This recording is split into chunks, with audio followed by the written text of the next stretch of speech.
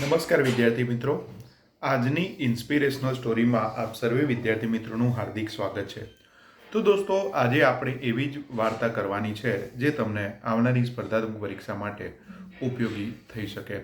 અજ્ઞાનતા એ મરણ છે અને સત્ય જ્ઞાન એ તરણ છે. અજ્ઞાનતા એ મરણ છે અને સત્ય જ્ઞાન એ તરણ છે. તો દોસ્તો, તમે સ્પર્ધાત્મક પરીક્ષાની તૈયારી કરી રહ્યા છો તો સ્પર્ધાત્મક પરીક્ષા માટે તમને કંઈક ના કંઈક ઉપયોગી થઈ શકે એવી વાર્તા તમારા સમક્ષ રજૂ કરવાનો છું. તો ખાસ આ વાર્તા બીજા મિત્ર વર્તુળ સુધી પણ પહોંચાડજો અને કહેવાય કે તમને આવી નવી રોજે રોજ અપડેટેડ વાર્તા, કહેવાય કે સરસ મજાની શિક્ષણને લગતી વાર્તા અહીંયા મારી યુટ્યુબ ચેનલના માધ્યમથી આપને મળતી રહેશે. તો એક નાનકડું એવું નગર હતું. ત્યાં ભગવાન બુદ્ધ ઉપદેશ આપી રહ્યા હતા. ભગવાન બુદ્ધ એટલે કે બુદ્ધિઝમ વિશે તો આપ જાણો છો કે એમને કહેવાય કે બાળપણમાં જ એમને ઘરે એમનું છોડી દીધું હતું. અને કહેવાય કે ભગવાન બુદ્ધ એટલે આપણને બિહારમાં લુંબિની ને એ બધું આપણને એના વિશે જોવા મળે છે. તો દોસ્તો, વાત કરું તો ભગવાન બુદ્ધ એક નાના નગરમાં કહેવાય કે પોતાનો સંદેશો આપી રહ્યા હતા. અને એક નાનકડી રાત્રે કહેવાય કે એક રાત્રિના પ્રવચન કરતા હતા અને બધા જ ભેગા થયા હતા. બધા ભેગા થયા હતા તો એમાં ભગવાન બુદ્ધ મસ્ત મજાની વાત કરી રહ્યા હતા, પ્રવચન કરી રહ્યા હતા. તો ત્યાં જ એક વ્યક્તિ કહેવાય કે આમ જોકા ખાતો હતો. એટલે એમને તરત પૂછ્યું ભગવાન બુદ્ધે કે ભાઈ ઊંઘો છો?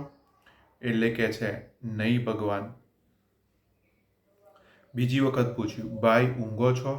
એટલે કે નહીં ભગવાન. હવે વિચાર કરો કે આટલા મહાન વ્યક્તિ ભગવાન બુદ્ધ પ્રવચન આપી રહ્યા હોય અને આપણને ઊંઘ આવે એ કેટલા અંશે યોગ્ય કહેવાય.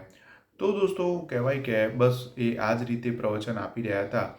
અને કહેવામાં આવે છે કે એમને દર વખતે પૂછે છે કે ભાઈ જાગો છો? એટલે પેલા ભાઈ કહે છે નહીં ભગવાન. ભાઈ તમે જાગો છો? નહીં ભગવાન. ભાઈ તમે ઊંઘો છો? નહીં ભગવાન. અને જેવો ભગવાન બુદ્ધે પ્રશ્ન કર્યો કે ભાઈ તમે જાગો છો? એટલે કહે છે નહીં ભગવાન. ત્યાં જ એ જ સમય કહેવાય કે બધા લોકો હસવા માંડે છે અને હાસ્યનું મોજું, મસ્ત મોજું એવું ફરી વળે છે. અને કહેવાય કે પેલા ભાઈને બ્રહ્મ જ્ઞાન થાય છે કે ખરેખર આ વખતે તો હું પકડાઈ ગયો. શું કર્યું છું? આ વખતે તો હું પકડાઈ ગયો. એટલે અજ્ઞાનતા પણ ઊંઘ છે અને સાચી સત્ય સમજ મળે અને સાચું જ્ઞાન મળે તો સાચું જીવીએ છીએ એવું સમજી લેવું. અને એટલા જ માટે કહેવાય છે કે યોગ્ય રસ્તો અને યોગ્ય ગુરુ મળવા શૈક્ષણિક ક્ષેત્રમાં એ ખૂબ જ મહત્વનું ને અગત્યનું છે. એનું મુખ્ય કારણ એ છે કે હું તમને એ જ કહી રહ્યો છું ભાઈ, મેથ્સ ને રિઝનિંગ કરો છો? ના. મેથ્સ ને રિઝનિંગ કરો છો? ના. તો પછી કોન્સ્ટેબલ કઈ રીતે થવાશે? કોન્સ્ટેબલ કઈ રીતે સર થશે? ઓકે. એટલે આ જ વાર્તા પરથી આપણને એ જ જાણવા મળે છે કે જાગતા રહેવું. અને કોઈ પણ સ્પર્ધાત્મક પરીક્ષા આવે છે એના માટે પહેલું પગથિયું એ છે કે ફોર્મ ભરતા રહેવું. ફોર્મ ભરવું વહેલું એનું શું મહત્ત્વ છે?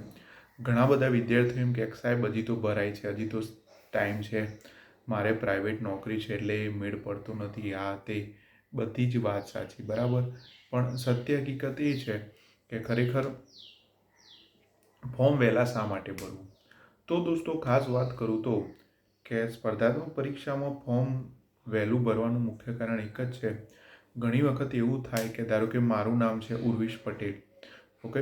તો મારા જ જેવો કોઈ વ્યક્તિ હોય, બર્થ ડેટ અમારી સેમ હોય, પિતાશ્રીનું નામ પણ સરખું હોય, તો જ્યારે અમે બંને કોઈ એક્ઝામ ક્રેક કરીએ છીએ અને એક્ઝામ ક્રેક કરીને અમે કહેવાય કે કોઈ પરીક્ષા માટે જોઈનિંગ કરવા જઈએ છીએ, એ સમયે પિતાશ્રીનું નામ સરખું હોય, તમારું નામ સરખું હોય અને કહેવાય કે તમારી બર્થ ડેટ પણ સરખી હોય, એ સમયે ખાસ એ વસ્તુ જોવામાં આવે છે કે કોણે ફોર્મ વહેલા ભર્યું હતું. શું કર્યું છું? કોણે ફોર્મ વહેલા ભર્યું હતું. એટલે આ વસ્તુ ખૂબ જ મહત્ત્વની અને અગત્યની બની જાય છે. શું છે? ખૂબ જ મહત્ત્વની ને અગત્યની બનતી જાય છે. એટલે અજ્ઞાનતા એ મરણ છે અને સત્ય જ્ઞાન એ તરણ છે. અજ્ઞાનતાને દૂર કરો અને જે પણ તમે કાર્ય કરી રહ્યા છો એમાં 100% આપો, તો ઈશ્વર પણ તમને 100% સફળતા તરફ આગળ તમને વધવા દેશે અને સફળતા માટે તમે કાર્યશીલ રહેશો અને આગળ વધતા જશો. તો આવી અવનવી વાર્તાઓ માટે જોતા રહો કરંટ અફેર બાય ઉર્વેશ પટેલની ચેનલ. ત્યાં સુધી હું રજા લઉં છું અને મળતા રહીશું. જય હિન્દ, જય ભારત.